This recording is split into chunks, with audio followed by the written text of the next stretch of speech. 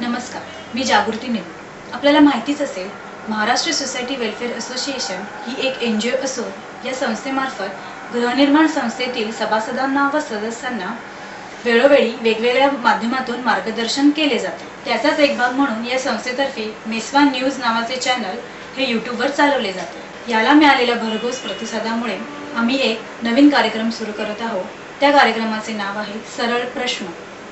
या कार्यक्रमामध्ये गृहनिर्माण संस्थेतील सभासद व सदस्य आम्हाला पत्राद्वारे, मेलद्वारे, ईमेलद्वारे आणि यूट्यूबच्या माध्यमातून काही प्रश्न विचारतात। या प्रश्नांची उत्तरे घेऊन आम्ही या कार्यक्रमाची सुरुवात करत आहोत। सरळ प्रश्न या कार्यक्रमाच्या पहिल्या भागात मी स्वागत करते माजी जिल्हा उपनिबंधक श्री सुनील देशमुख आणि मेस्वाचे अध्यक्ष माननीय CA रमेश प्रभू यांचे।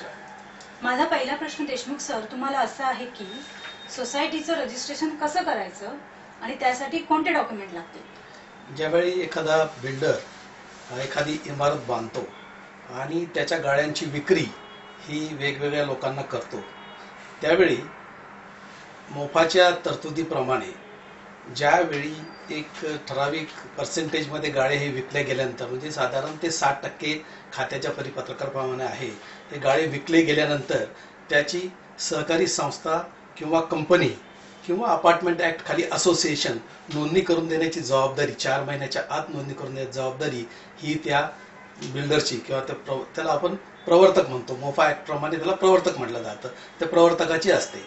आणि मग त्याच्याप्रमाणे त्यांनी या संस्था नोंदणीसाठी ज्या लोकांना हे 60% गाळ्यांची विक्री केलेली आहे किंवा 60%पेक्षा जास्त, त्यावेळी तो त्यांची एक पहिली नोंदणीपूर्व सभा त्या ठिकाणी बोलावतो।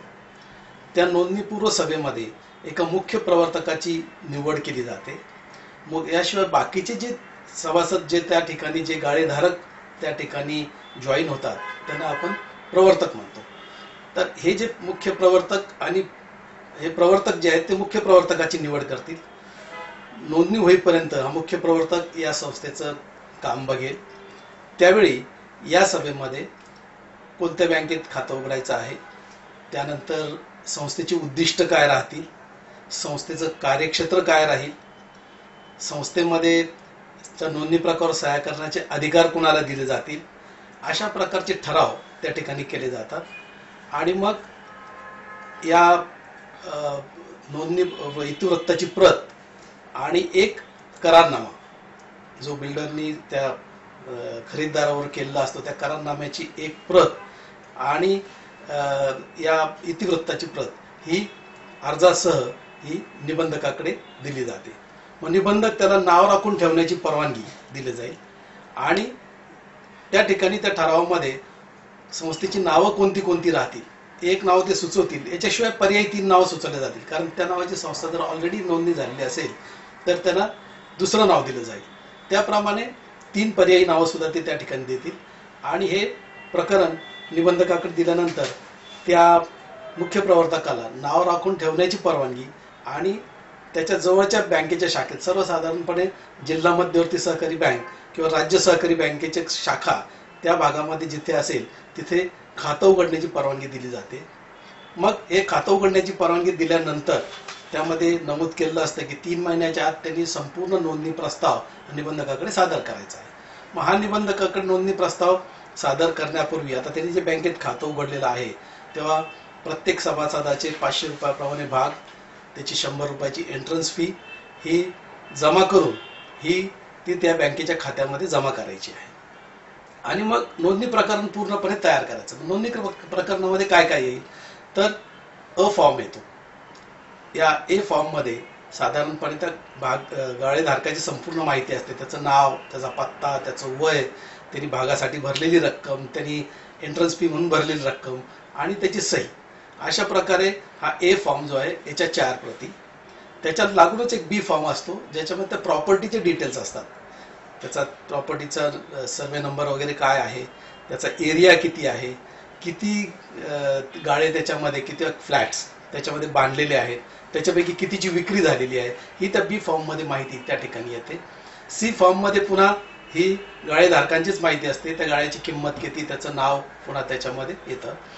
आणि याच्याशिवाय अप्रूव्ड प्लॅन जो त्या महापालिकेने त्या ठिकाणी मंजूर केलेला असतो तशा प्रकारचा ती जी कोण अथॉरिटी असेल, महापालिका असेल, नगरपालिका असेल, ग्रामपंचायत असेल, त्यांनी जो मंजूर केलेला प्लान असेल त्या प्लॅनची एक कॉपी असेल, आर्किटेक्टचं सर्टिफिकेट असेल की याच्यामध्ये किती गाळे आहे, त्याचं क्षेत्रफळ किती आहे, या जागेचं क्षेत्रफळ किती आहे, बिल्डिंगचं क्षेत्रफळ किती आहे ते असेल, टायटल सर्टिफिकेट असेल, त्यानंतर याचा प्रॉपर्टी आपण जो प्रॉपर्टीचा उतारा जो असतो तो त्या ठिकाणी जोडला जाईल.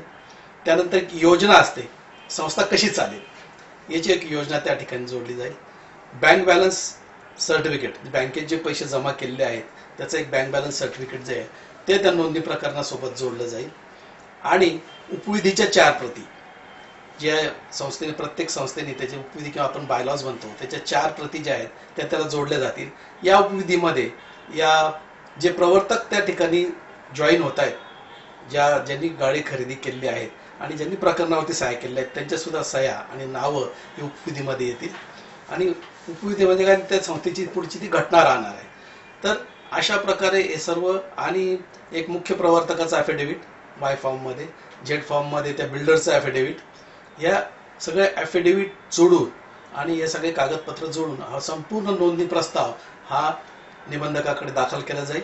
निबंधक त्याची छाननी करेल आणि त्याला जर तो कायद्याप्रमाणे, त्याच्या परिपत्रकाप्रमाणे योग्य वाटला तर त्याच्याप्रमाणे त्या संस्थेची नोंदणी करेल. माझा दुसरा प्रश्न प्रभू सर तुम्हाला असा आहे की किती प्रकारच्या गृहनिर्माण संस्था असतात? असं बघा, गृहनिर्माण संस्था एक ओपन प्लॉट सोसायटी म्हणून केल्या जातात. ओपन प्लॉट सोसायटी म्हणजे असं आहे, ज्या लोक जमीन अजून बघितलेला नाहीये किंवा प्लान पण तयार नाहीये, पण एखाद्या कॅन्टीनमध्ये किंवा एखाद्या समाजाचा एक संस्थेमध्ये ते एकत्र येतात. त्याच्यानंतर ते असं ठरलं जातं की आम्ही 10, 15, 20 लोक एकत्र येऊ, आपण एक जागा बघू. तर असं करून एक जागा ते बघतात. नंतर तिथे जागा बघून एक त्याच्याबरोबर एमओयू केलं जातात. त्याच्यानंतर त्या एमओयू प्रमाणे त्याला एनए वगैरे करून घेतात. आणि त्या एनए वगैरे झाल्यानंतर तर आपल्याला संस्था नोंदणी करतात. तिथे बिल्डिंग ओपन नाहीये, काही नाहीये, प्लॉट, निकामी प्लॉट घेतला जातात. त्याच्यानंतर त्या एमओयू प्रमाणे किंवा एनए झालेल्या प्लॉट प्रमाणे तर प्लान तयार करतात. आणि प्लान तयार करून त्या उपनिबंधकाकडे, ज्या पद्धतीने देशमुख साहेबांनी आता आपल्याला कळवलेला त्याच पद्धतीने त्या वेगवेगळ्या प्रवर्तक, मुख्य प्रवर्तक, त्यांचं कामकाज, ते कुठल्या आर्किटेक्टला नेमायचं, काय नेमायचं, हे सर्व केलं जातात. त्याच्यानंतर सोसायटी नोंदणी होतो. सोसायटी नोंदणी झाल्यावर आर्किटेक्टला नेमलं जातात, प्लान पूर्ण तयार केले जातात, अप्रुव्हल केले जातात, कॉन्ट्रॅक्टर नेमले जातात. आणि त्या कॉन्ट्रॅक्टर नेमल्यावर प्रत्येक कॉन्ट्रॅक्टर बरोबर एग्रीमेंट जातात. आणि ते बांधकाम झाल्यानंतर प्रत्येकाला आपला आपला गाळा वाटप केला जातात. म्हणजे ह्या सोसायटी स्वतः ॲज अ बिल्डर तर कामा बघणार आहेत. याच्यामध्ये काय आहे की ज्या बिल्डरचा नफा आहे, प्रॉफिट जे आपण म्हणतो, ते निघून जातो. आणि स्वतः केल्यामुळे की कामकाज व्यवस्थित आहे की नाही ते बघितलं जातात. आणि ज्या पैसे नॉर्मली आम्ही जेव्हा बिल्डरला देतो ते दुसरं तिसरं प्रोजेक्टमध्ये टाकतात, ते न टाकता स्वतःच. असं मुंबई आणि ठाणा जिल्ह्यामध्ये सुरुवातीला जवळपास एक 10,000 संस्था असं ह्या प्रकारे झालेलं आहे ओपन प्लॉट सोसायटी.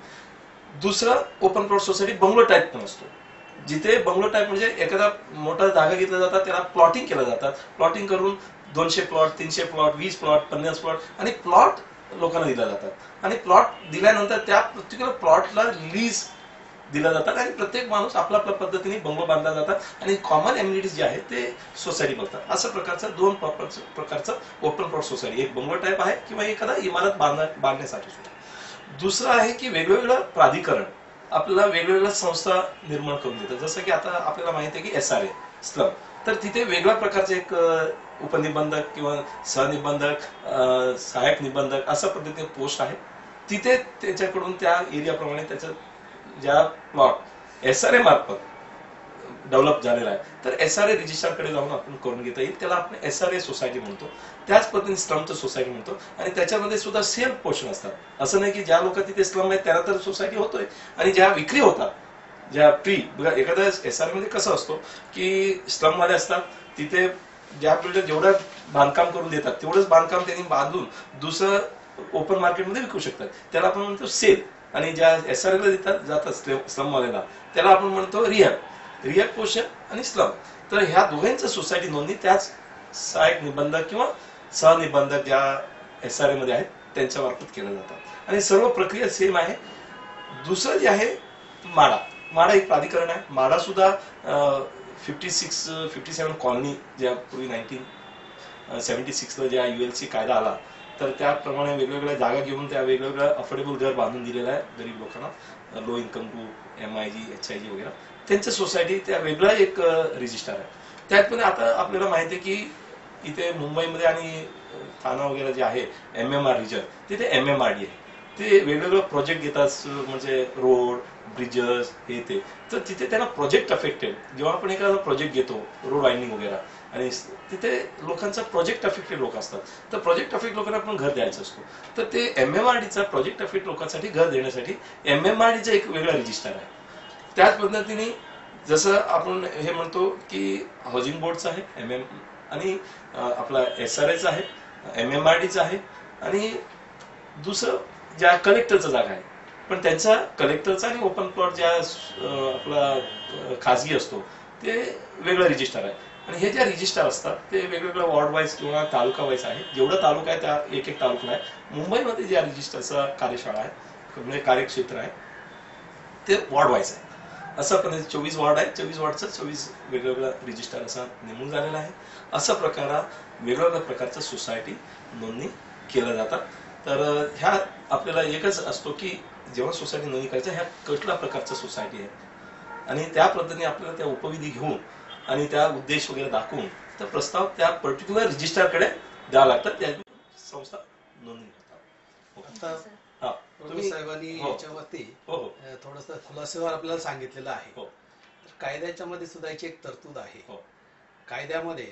कायद्याच्या सेक्शन 12 प्रमाणे याचं वर्गीकरण करायचं आहे या संस्थांचं आणि नियम 10 प्रमाणे म्हणजे महाराष्ट्र सहकारी संस्था नियम 1961 जे आहेत त्याच्या नियम 10 प्रमाणे याचं वर्गीकरण प्रत्येक संस्थांचं वर्गीकरण करण्यात आलेलं सहकारी संस्था. त्यामध्ये गृहनिर्माण संस्था हे मूळ वर्गीकरण आहे आणि यामध्ये 3 प्रकारचं उपवर्गीकरण झालेलं आहे. पहिलं जे उपवर्गीकरण आहे ते भाडेकरू मालकी हक्क सहकारी संस्था. भाडेकरू मालकी हक्क सहकारी संस्था कुठली तर ज्यामध्ये जमीन ही सहकारी संस्थेच्या मालकीची असते आणि त्यावरती जे घर आहे जे आता ज्यांनी सांगितलं प्रभू साहेबांनी की ज्याच्यामध्ये बंगलो आपण बांधतो तर हे जे बंगलो असतात ते त्या सभासदांच्या मालकीचे असतात परंतु जमिनीची मालकी मात्र या ठिकाणी संस्थेची असते. दुसरा जो प्रकार आहे तो भाडेकरू सहभागीदारी सहकारी संस्था ज्याच्यामध्ये सर्वसाधारणपणे एक इमारत बांधली जाते त्याच्यामध्ये फ्लॅट्स बांधले जातात आणि मग यामध्ये जमिनीची मालकी आणि इमारतीची मालकी दोन्ही संस्थेची असते परंतु तो जो फ्लॅट असतो तो त्या सभासदाच्या मालकीचा असतो. त्यामुळं सर्वसाधारणपणे या संस्था आपल्याकडे जास्त पाहायला मिळतात. मुंबई ठाणा सगळीकडे की बिल्डर साधारण ती जमीन घेतो ते डेव्हलप करतो आणि ते संस्था म्हणते भाडेकरू सहभागीदारी सहकारी संस्था अशा प्रकारच्या या संस्था त्या ठिकाणी निर्माण होतात. आणि तिसरा एक क वर्ग आहे इतर गृहनिर्माण संस्था अशा नावाचा ज्याच्यामध्ये हाऊस मॉर्गेज सोसायटी आणि हाऊस कन्स्ट्रक्शन सोसायटी असाही एक प्रकार त्यामध्ये कायद्याप्रमाणे दिलेला आहे ज्याच्यामध्ये जे फ्लॅट धारक असतील किंवा ज्यांना घर बांधायची त्यांना एक लोन देण्यासाठी म्हणून हाऊस मॉर्गेज सोसायटीची नोंदणी त्या ठिकाणी केली जाते. कायद्याप्रमाणे साधारण हे 3 प्रकार त्या बरोबर. माझा पुढचा प्रश्न असा आहे मुख्य प्रवर्तक म्हणजे काय? मुख्य प्रवर्तक मी ते सुरुवातीला जसं सांगितलं की ज्यावेळी एखादी सहकारी संस्था नोंदणी करायची असेल त्यावेळेला जे गाळेधारक एकत्र येतील आणि एकत्र येऊन संस्था नोंदणीची प्रक्रिया पुढे पार पाडण्यासाठी कोणीतरी एक नेता निवडायचा आहे. तर तो हा जो नेता ज्या पहिला नोंदणीपूर्व सभेमध्ये जो माणूस निवडला जातो त्याला मुख्य प्रवर्तक म्हणतात आणि तो मुख्य प्रवर्तक ह्या नोंदणी प्रकरणावर त्याला सह्या करण्याचे अधिकार असतात आणि तो सगळ्या प्रकरणावरती सह्या करून तो या सर्व गाळेधारकांच्या वतीनं त्या ठिकाणी ते नोंदणी प्रकरण दाखल करत असतो. आपला जो कायदा आहे मोफा कायदा महाराष्ट्र म्युनिसिपल फ्लॅट ऍक्ट या फ्लॅट ऍक्ट मध्ये प्रवर्तकाची व्याख्या दिलेली आहे. मग प्रवर्तक म्हणजे कोण तर प्रवर्तक ही व्यक्ती किंवा एखादी भागीदारी संस्था किंवा एखादी कंपनी मग ती नोंदणीकृत असो किंवा नसो जी या ठिकाणी घरं किंवा फ्लॅट्स बांधते जी विक्री करण्यासाठी असतात आणि त्याची बांधून ती विक्री करते त्या माणसाला त्या ठिकाणी प्रवर्तक किंवा बिल्डर आपण थोडक्यात बिल्डर असं म्हणतो आणि त्या ठिकाणी त्याला प्रवर्तक असा शब्द हा त्या कायद्यामध्ये त्याच्यात वापरला आणि आपण बिल्डर प्रमोटर असं बिल्डर काही प्रमोटर त्या ठिकाणी आपण म्हणतो. कारण कायद्याने त्याच्यावरती जबाबदारी टाकलेली आहे प्रमोटरवरती. मोफाच्याच रूल 8 प्रमाणे या बिल्डरने ही गाडी विकल्या गेल्यानंतर 4 महिन्याच्या आत याची सहकारी संस्था नोंदणी करून देण्याची जबाबदारी त्याची आहे. त्या ठिकाणी बऱ्याच वेळेला मुख्य प्रवर्तक तो स्वतःच असतो आणि तोच हे प्रकरण त्या ठिकाणी नोंदणी करेपर्यंत तो हे मुख्य प्रवर्तक म्हणून काम बघतो. प्रभू सर, माझा पुढचा प्रश्न तुम्हाला आहे. गृहनिर्माण संस्था स्थापन करायला किती प्रवर्तकांची गरज असते आणि किती प्रवर्तकांच्या सह्या नोंदणीसाठी लागतात? बरोबर.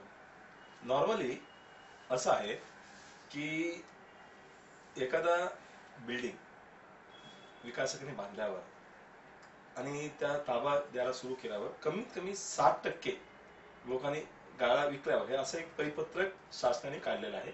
तर असं कायद्यामध्ये म्हटलं की 10 लोक पाहिजे, कमीत कमी 10 लोक. पण निबंधकाला म्हणजे कमिशनला असा एक अधिकार सुद्धा त्या कायद्यामध्ये दिलाय की या संस्थेचं कामकाज बघून एखादा मेंबर जास्त पाहिजे असेल वायबिलिटी बघण्यासाठी त्याप्रमाणे ते परिपत्रक काढू शकतात. त्या अनुषंगाने सेक्शन 6चं ज्या कलमामध्ये ह्या त्यांना अधिकार दिला त्या अधिकार वापरून एक परिपत्रक काढलेलं आहे कमिशनरच्या निबंधकाने.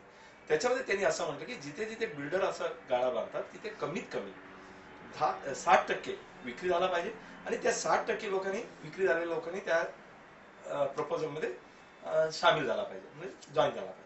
त्याच्यानंतर जेव्हा सह्या करायचा वेळ येतो असं काही गरज नाही की प्रत्येक माणूस तिथे असणार, म्हणून कमीत कमी 60% मध्ये 60% लोकांनी कमीत कमी सह्या करावा आणि ते प्रपोजल तिथे टाकावं.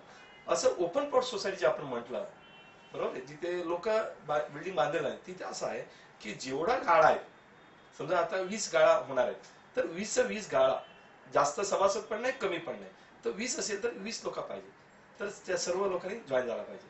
अशा प्रकारचं एक कमीत कमी हे लोकांचं असं गरजेचं आहे. बरोबर आहे सर?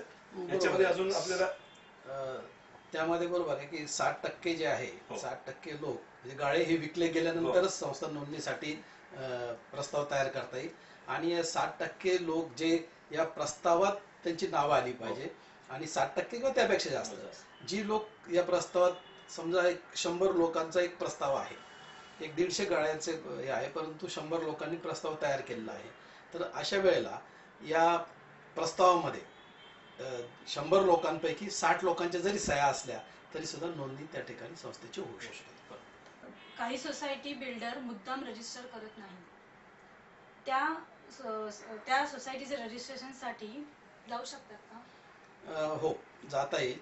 यामध्ये असं आहे की मी सांगितलं की मोफा ॲक्टच्या रूल 8 प्रमाणे जर इमारत पूर्ण होऊन त्यामध्ये जर 60% पेक्षा जास्त गाळे विकले गेले असतील तर त्या बिल्डरने ती संस्था त्या ठिकाणी त्या लोकांना, गाळे खरेदीदारांना नोंदणी करून द्यायची आहे. ही जबाबदारी त्याच्यावरती आहे. पण त्यांनी जर ती 4 महिन्यामध्ये करून दिली नाही, गाळे घेतले, गाळे विक्री केली, बऱ्याच वेळेला बिल्डर विकून निघून जातात किंवा बऱ्याच वेळेला अर्धवट ते सोडून सुद्धा निघून जातात. मग अशा वेळेला गाळे धारकांना आता आपण पुढे काय करायचं, कारण शेवटी या इमारतीची देखभाल करणं, त्याचे जे काही कॉमन फॅसिलिटी असतात त्याची देखभाल करणं, याच्यासाठी एक कुठेतरी एक लिगल एंटिटी असणं आवश्यक असतं, ती संस्था असते. मग जर या ठिकाणी त्या ठिकाणी तो बिल्डर जो आहे यांनी जर ही संस्था करून दिली नाही तर या ठिकाणी कायद्यामध्ये तरतूद आहे मोफाच्या सेक्शन 10 मध्ये.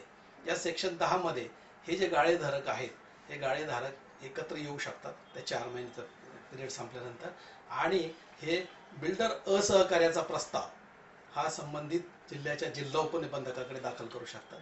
जिल्हा उपनिबंधक जे आहे ते बिल्डर आणि ते जे प्रवर्तक असतील त्यांना सुनावणी देतील आणि त्यांना जर असं वाटलं की बिल्डरनी खरोखर ही संस्था नोंदणी करून दिलेली नाही, परंतु संस्थेची नोंदणी होणं आवश्यक आहे, त्यावेळेला ते संबंधित जे उपनिबंधक किंवा सहाय्यक निबंधक त्या वॉर्डला असतील, कारण ही त्या वॉर्डला, मुंबईमध्ये वॉर्ड किंवा बाहेर तालुके सुद्धा असतात, त्या ठिकाणी तो तालुक्याचा उपनिबंधक, सहाय्यक निबंधक किंवा वॉर्डचा उपनिबंधक, सहाय्यक निबंधक असेल, त्याला निर्देश देतील की ही संस्था आपण नोंदणी करावी आणि त्याच्याप्रमाणे बिल्डर असहकार्याचा प्रस्ताव म्हणून त्या संस्थेची नोंदणी होऊ शकते. रघु सर, सोसायटीचं रजिस्ट्रेशन करताना 10 पेक्षा कमी फ्लॅट असतील तर ती सोसायटी रजिस्टर्ड होऊ शकते? असं आहे की 10 पेक्षा कमीत कमी कायद्यामध्ये असं म्हटलंय की कलम 6 मध्ये की कमीत कमी 10 लोकांनी एक सोसायटी करण्यासाठी एकत्र यावं असं म्हटलेलं आहे.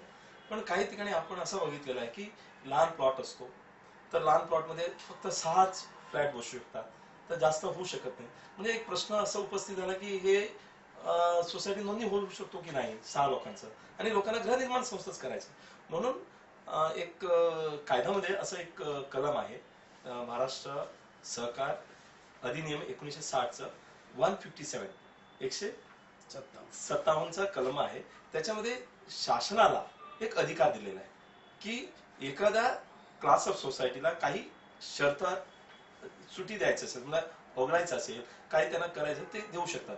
म्हणून 157चा कलम वापरून शासनाने असा एक निर्णय दिला 1992ला की ज्या बिल्डिंग मध्ये समजा पूर्ण FSI वापरलं गेलं असेल तिथे कुठल्याही बांधकामाचा शिल्लक नाही. एक दुसरा, ज्यांचं एरिया 700 पेक्षा कमी 700 बिल्टअप एरियापेक्षा कमी असलं तर ह्या दोन्ही अटीवर सूट दिलेला आहे, आणि ते 10 पेक्षा कमी असेल तरी तुझा उपनिबंधक त्यांच्या सोसायटी नोंदणी करू शकतात. आता प्रश्न असा येतो की ह्या 2 अटी आहे. समजा एखादा सोसायटीमध्ये बिल्डिंगमध्ये की एरिया 700 नाही 1000 आहे आणि मेंबर्स 7 आहे, पण गृहनिर्माण संस्था होऊ शकत नाही का? गृहनिर्माण होऊ शकतो. ह्याच्यासाठी आपल्याला कसं आहे की स्पेशल आदेश, स्पेशल ऑर्डर काढून घ्यावं लागेल. 197ला 157ला या कलम आहे, त्याच्या अंतर्गत आपल्याला उपनिबंधकामार्फत एक प्रपोजल शासनाला पाठवावं लागेल. ते शासन त्याच्यावर विचार करून कुठलं कंडिशन आपल्याला शिथिल करून घ्यायचं आहे, तर त्या दोन्ही कंडिशन शिथिल करून घ्यायचे असेल दोन्ही कंडिशन आपल्याला शिथिल करून घेता येईल, आणि शासन त्याप्रमाणे स्पेशल ऑर्डर त्या पर्टिक्युलर संस्थांसाठी ते करू शकतात, आणि अशा प्रकारे त्या संस्था होऊ शकतो. आता तिसरा प्रश्न येतोय की त्या संस्थे 5 पेक्षा कमी आहे, तर त्यांचं गृहनिर्माण संस्था होऊ शकतो का? हे थोडंसं अवघड आहे. अवघड ह्याच्यासाठी आहे की जेव्हा उपविधीमध्ये किंवा या वेगवेगळ्या परिपत्रकामध्ये कमीत कमी कोरम किती आहे कमिटीचा तेवढं तर पाहिजे. कोरम 5 लोकांचा असतो, त्याच्यापेक्षा कमी असेल तर त्या सोसायटी कदाचित होणार नाही, तर त्याच्यात त्यांना एखादा को ओनरशिप किंवा पार्टनरशिप ह्या पद्धतीने त्यांना कामकाज करावं लागेल. आणि 5 पेक्षा जास्त असेल अपार्टमेंटमध्ये ते जाऊन महाराष्ट्र अपार्टमेंट ओनरशिप ऍक्ट 1970 म्हणून एक कायदा आहे, त्याच्या अंतर्गत ते करू शकतात, किंवा गृहनिर्माण संस्थांमध्ये जाऊ शकतात, किंवा ते कंपनी लिहू शकतात. आता समजा 4च गाळ आहेत, त्यांना पार्टनरशिप नको, तर ते प्रायव्हेट लिमिटेड कंपनी स्थापन करून त्या कामकाज कॉम्प्लेक्सचा प्रायव्हेट लिमिटेडचा ज्या कलम आहे म्हणजे कंपनीज ऍक्ट 2013 अंतर्गत त्या आपल्या करून घेऊ शकतात. तिथे कोऑपरेटिव्ह ऍक्ट त्यांना लागू होणार नाही. हा, पण ज्यांचं 5 पेक्षा जास्त आहे आणि 10 पेक्षा कमी आहे स्पेशल ऑर्डर काढून ते करून घेऊ शकतात. बरोबर आहे? बरोबर. ओके. प्रश्न असा आहे, सोसायटीचे प्रवर्तक हे मेंबरशिपसाठी मुख्य प्रवर्तकाला सोसायटीचे रजिस्ट्रेशन होण्याआधी अर्ज करू शकतात का? सर्वसाधारण त्यांनी अर्ज करणं तसं अपेक्षित आहे, परंतु सर्वसाधारणपणे नोंदणी प्रकरणावरच थेट त्यांच्या सह्या आता घेतल्या जातात. उपविधी, नोंदणी प्रकरण यावर ते थेट सह्या करतात, आणि जे नोंदणी प्रकरणात रुजू होतात ते सर्व प्रवर्तक जे आहेत ते पुढे संस्थेचे आपोआप सगळे सभासद होतात. त्यामुळं परंतु तशा प्रकारचा एक अर्ज भरून घेणं तसं आवश्यक आहे. आणि कायद्यामध्ये तसं तरतूद सुद्धा आहे. प्रमोटरनी अर्ज घ्यावा, पैसे घ्यावा, त्याच्यावर त्यांनी सही सिक्का करून त्याच्यानंतर त्या बँकेत पैसे जमा केला पाहिजे. आता प्रॅक्टिकली डायरेक्ट नोंदणी प्रस्तावावर घेतात, नंतर नोंदणी झाल्यावर ते अर्ज घेतात आणि त्या रेकॉर्डमध्ये त्या ठेवावं लागतं आणि ठेवतात. पण हे अगोदर घेतलं तर फार उत्तम आहे. एखाद्या व्यक्तीने नियोजित संस्थेच्या नावाने पैसे जमा करून त्याचा अपरिहार्य केल्यास काय शिक्षा होऊ शकते? की महाराष्ट्र सहकारी अधिनियम 1960 मध्ये स्पष्ट म्हटलेलं आहे, कुठलाही व्यक्ती कोऑपरेटिव्हच्या नावाने कुठलाही धंदा पण करू शकत नाही, आणि कोऑपरेटिव्हच्या खाली ते पैसे पण असं जमा करू शकत नाही. आणि पैसे जमा केलं असं आपला नेम रिझर्वेशन न करता, रजिस्ट्रारचा परवानगी न करता, हे तर पूर्णपणे गैरव्यवहार आहे. त्याच्यावर 146 मध्ये एक कलम आहे, त्याच्यामध्ये ह्या ऑफेन्स म्हणून घेतल्या जातात, आणि त्याच्यावर रजिस्ट्रारला ह्या दाखल आम्ही आणून त्यांच्या लक्षात आणून दिला, तर जॉईंट रजिस्ट्रार ज्या प्रत्येक डिव्हिजन जॉईंट रजिस्ट्रार असतात त्यांच्याकडे आपण अर्ज केला आणि त्यांच्या लक्षात आणून दिला की असं गैरव्यवहार झालाय, त्या तपासून तर त्यांच्यावर गुन्हा दाखल करण्यासाठी स्थानिक पोलीस स्टेशनला त्या एक प्रस्ताव पाठवतात आणि त्याच्यानंतर ते गुन्हा दाखल होऊ शकतो आणि त्याच्यावर ज्या काही IPC खाली ज्या काही फ्रॉड किंवा चिटिंगच्या ज्या प्रकरणात ते चालू राहील आणि त्यांना कारवाई सुद्धा होऊ शकतो. त्याच्यावर वेगळं ज्या काही कोर्ट निर्णय देतील किंवा पोलीस ज्या कारवाई करतील त्याच्याप्रमाणे ते होईल. तर असा प्रकारचं आहे. येस. त्याच्यामध्ये हा. थोडंसं आणखी मी हे करतो हो. की महाराष्ट्र सहकारी संस्था अधिनियमामध्ये जे 146 कलम आहे त्याच्यामध्ये वेगवेगळे ऑफेन्सेस दिलेले आहेत. हो. कुठल्या प्रकारचे गुन्हे हे त्या ठिकाणी होऊ शकतात आणि 147 मध्ये त्याला कोणत्या प्रकारच्या शिक्षा, कलम 147 मध्ये कोणत्या प्रकारच्या शिक्षा त्या ठिकाणी होऊ शकतात. ज्यावेळी एखादी व्यक्ती ही त्या संस्थेच्या नावाने पैसे जमा करते आणि पैसे जमा करून ते बँकेत जर जमा करत नाही तर 146च्या ड प्रमाणे तो अपराध आहे आणि या अपराधाला जे आहे त्या ठिकाणी 5,000 रुपयापर्यंतचा दंड अशा प्रकारची शिक्षा त्या ठिकाणी आहे. यानंतर एखाद्या व्यक्तीने जर तो पैसा जमा केला आणि त्यांनी जर त्याचा अपहार केला म्हणजे मिसअप्रोप्रिएशन केलं त्या पैशाचं, तो हे केलाच नाही म्हणजे त्या बँकेतही भरला नाही किंवा त्या संस्थेच्या कामासाठी तो वापरला नाही आणि त्यांनी स्वतःच्या एखाद्या धंद्यामध्ये वगैरे जर तो गुंतवला तो पैसा, तर तो सुद्धा अपराध हा या 146E मध्ये आहे आणि त्याच्यासाठी जी शिक्षा आहे ती त्या ठिकाणी त्याला 1 वर्षाचा कारावास किंवा 5,000 दंड किंवा दोन्ही अशा प्रकारे तरतूद आहे. आणि याच्याशिवाय जो तिसरा प्रकार आहे की त्यांनी पैसे जमा केले आणि ते पैसे स्वतःच कुठेतरी वापरून टाकले आणि ते कुठंच ते पुन्हा ते संस्थाही केली नाही किंवा काही केलं नाही आणि तो पळून गेला किंवा काय झालं तर त्याच्यावरती सुद्धा या ठिकाणी तो अपराध जो आहे त्याच्यासाठी 3 वर्षाची शिक्षा किंवा 15,000 रुपये दंड अशा प्रकारची शिक्षा ही 147 मध्ये दिलेली आहे. आणि आता प्रभू साहेबांनी सांगितलं त्याच्याप्रमाणे की हे जे आहे हे कोर्टामध्ये जातं प्रकरण, कारण याच्या ज्या ह्या शिक्षा व्हायच्या आहे किंवा हे दंड व्हायचा आहे तर त्याच्यासाठी पूर्व परवानगी जी आहे ती पूर्व परवानगीसाठी अर्ज हा त्या विभागीय सहनिबंधकाकडे करावा लागतो आणि विभागीय सहनिबंधक सुनावणी घेऊन तशी परवानगी देतील, तशी परवानगीनंतर त्याप्रमाणे त्या न्यायालयामध्ये तो गुन्हा दाखल होतो. सोसायटी रजिस्ट्रेशनसाठी फीस किती लागते? आता या ठिकाणी मी सांगितलं की 3 प्रकारच्या सहकारी संस्था आहेत. एक म्हणजे भाडेकरू मालकी हक्क आणि भाडेकरू सहभागीदारी सहकारी संस्था. या दोन्हीसाठी 2,500 रुपये लागतात. 2,500 रुपये ही नोंदणी फी त्या ठिकाणी या दोन्ही प्रकारच्या संस्थेसाठी सुद्धा 2,500 रुपयेच आहे. 2,500 रुपये फक्त मागासवर्गीयांसाठी झालेल्या सहकारी संस्था असतील किंवा शासनाच्या आवास योजनेअंतर्गत काही संस्था झाल्या असतील तर त्याच्या ठिकाणी फक्त 50 रुपये नोंदणी फी आहे. बाकी 2,500 रुपये नोंदणी फी त्या ठिकाणी द्यावी लागते. मुख्य प्रवर्तकाला बँकेतून प्रपोजल सोसायटीच्या नावाने पैसे काढण्याचा अधिकार आहे का? एकदा त्याला परवानगी दिल्यानंतर ज्यावेळी ते बँकेत अकाउंट ओपन करून पैसे भरले जातात त्यावेळेला संस्था नोंदणी होऊन पहिली कमिटी अस्तित्वात येत नाही तोपर्यंत मुख्य प्रवर्तकाला कुठेही त्यातले 5 पैसे सुद्धा काढून घेता येत नाहीत. संस्था नोंदणी होऊन ज्यावेळेला रीतसर पहिली कमिटी येईल आणि त्याच्यात सह्याचे अधिकार दिले जातील त्याच वेळेला त्या पैसे ज्या खात्यात जो आहे ते वापरता येईल, तोपर्यंत त्या खात्याला निबंधकाच्या परवानगीशिवाय हात लावता येईल. सर, मला तुम्हाला असा प्रश्न आहे, जर उपनिबंधकाने 2 महिन्याच्या आत सोसायटी रजिस्ट्रेशनचा निर्णय दिला नाही तर पुढे काय करता येईल? असं आहे, कायद्यामध्ये असं तरतूद आहे की ज्या प्रस्ताव दिल्यानंतर ज्या दिवस प्रस्ताव येतो त्याला अॅक्नॉलेजमेंट दिला जातात, त्याला पावती दिल्या जातात. त्याच्यानंतर त्या दिनांकापासून 2 महिन्याच्या आत कुठल्याही परिस्थितीने तर त्या उपनिबंधकांनी किंवा सहाय्यक निबंधकांनी किंवा ज्या काही निबंधक आहेत त्यांनी त्याला नोंदणी हो म्हणायचंय किंवा नाकारायचंय.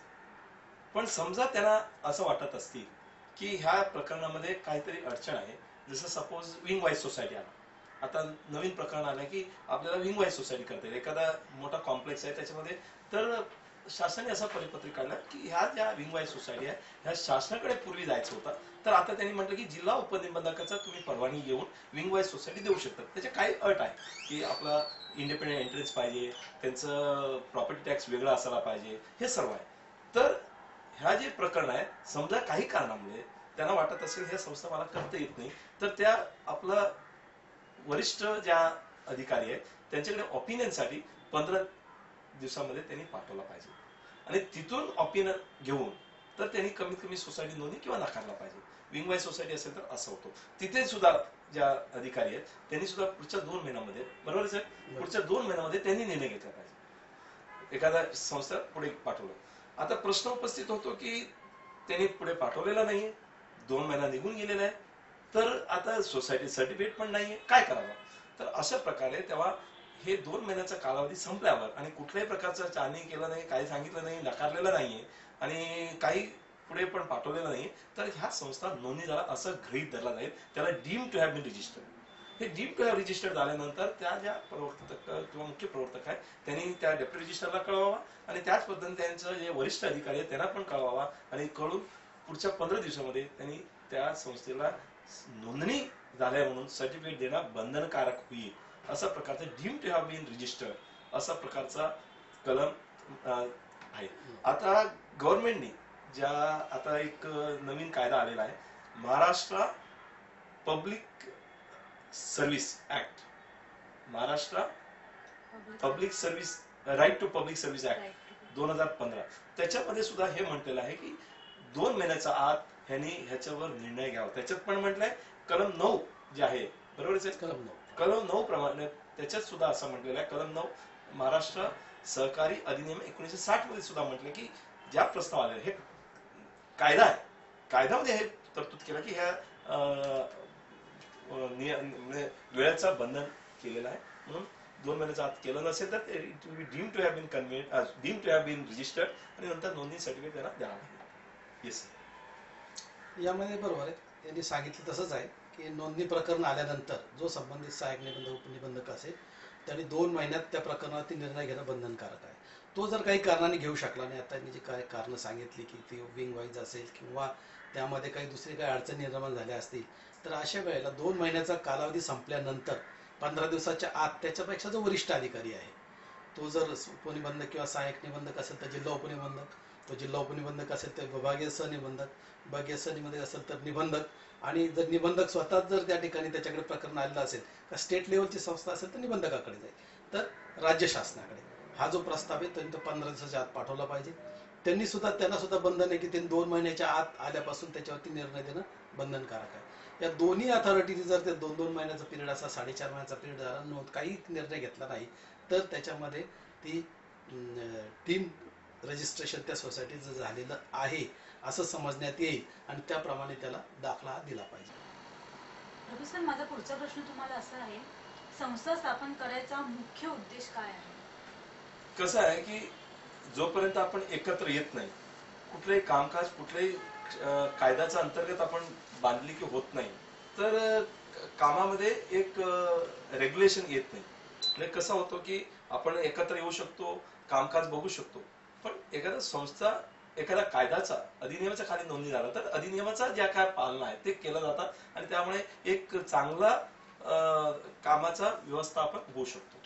तर मूळ उद्देश असा आहे की जेव्हा आपण गृहनिर्माण संस्था स्थापन करतो, पहिला उद्देश ज्या आपण ओपन प्लॉट सोसायटी म्हणतो तिथे जमीन खरेदी करणं, नंतर बांधकाम करणं आणि बांधकाम केल्यानंतर लोकांना घर देणं, घर दिल्यानंतर त्याच्या घराचा ज्या कॉमन एम्युनिटीज आहेत, पाणी पुरवठा आहे किंवा आपला इलेक्ट्रिसिटी आहे आणि नंतर तुमचा कंपाऊंड आहे, क्लिनिनेस आणि हे सर्व ड्रेनेज आहे, हे सर्व मी तर असं म्हणेन गृहनिर्माण संस्थेचा उद्देश काय आहे असं आपण म्हटलं तर ज्या पद्धतीने एक नगरपालिका एक नगराचा ज्या काय कामकाज करतात, नगराचं काय काम करतो नगरपालिका, पाणी पुरवठा करतो, तिथे कॉमन रोड बघतात, ट्रॅफिक बघतात, ड्रेनेजची व्यवस्था करतो, तिकडचं स्थानिक लोकांना जे काय अडचण असतात ते हे दूर करतात आणि त्याच्यात कुठे ना कुठे बांधकाम होतात, काय नाही ओपन हे सर्व केलं जातात.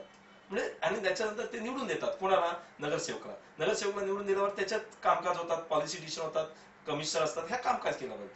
त्याच पद्धती हे एक मोठा शहराचा कामकाज एक कॉमन सिटीजन साठी असतो. पण गृहनिर्माण संस्था एक कंपाऊंड मध्ये एखादा बिल्डिंग उभे असेल तर त्या बिल्डिंग मध्ये राहणारा ज्या रहिवासी आहे त्याला आपण म्हणतो मालक, ओनर, मेंबर, तर त्याचे सुद्धा कॉमन एरिया असतो. ज्याचा नगरामध्ये कॉमन गार्डन असतो, इथे कॉमन रिक्रिएशन एरिया असतो, लोकांना मुलांना खेळायला जागा असतो, गार्डन असतो, त्याच्यानंतर पाणी नगरपालिका त्या कंपाऊंड पर्यंत आणतो, त्याच्यानंतर अंडरग्राऊंड टँक असतो, ओव्हरहेड टँक असतो, तर पाणी पुरवठा करणं सुद्धा त्यांचं काम आहे. नंतर कॉमन इलेक्ट्रिसिटी म्हणजे ज्या आपण स्टॅरकेज आहे, लिफ्ट आहे, ह्याचं सुद्धा ज्या काय वीज आहे म्हणजे इलेक्ट्रिसिटी ते सुद्धा त्यांना करावं लागतं. एखादा ड्रेनेज अजून आपल्याला माहिती आहे की रोड खराब होतो, ड्रेनेज खराब होतो, ज्या आपल्या कंपाऊंडच्या बाहेर आहे ते नगरपालिका करतो, त्यासाठी ते प्रॉपर्टी टॅक्स वगैरे घेतला जातात. पण आपल्या कंपाऊंड मध्ये ज्या पाणीचं ड्रेनेज असतात आपला पावसाचा, हे सर्व देखभाल. नंतर रिपेअर्स सोसायटीमध्ये रिपेअर केलं जातं, हे सर्व ओपन प्लॉट सोसायटीमध्ये केलं जातात. त्याच पद्धतीने ज्या बिल्डर बांधून देतो, एकदा बिल्डर बांधला त्याच्यानंतर त्याच्या कामकाज करण्यासाठी एक संस्था नोंदणी केल्या जातात. नोंदणी केल्यानंतर उपविधीमध्ये असं म्हटलं की पहिला उद्देश त्या जागेचा मालमत्ताचा हस्तांतर संस्थे नावावर करून घेणं. प्रत्येक गाळाधारक आपला आपला गाळ्याचा मालक आहे, त्यांच्या नोंदणी झालेला आहे, अग्रीमेंट आहे, पण जागा कोणाचं नावावर? तर जागा कन्व्हिन्स करून घेण्यासाठी किंवा त्यांच्या जागा संस्थे नावावर नोंदणी करून घेण्यासाठी तर ते एक संस्था नोंदणी होणं आवश्यक आहे. आणि त्याच्यानंतर इमारत सुद्धा त्या संस्थे नावावर, हे पहिला उद्देश आहे. त्याच्यानंतर एकदा नोंदणी झाल्यानंतर 4 महिन्याचा हे केलं जातात.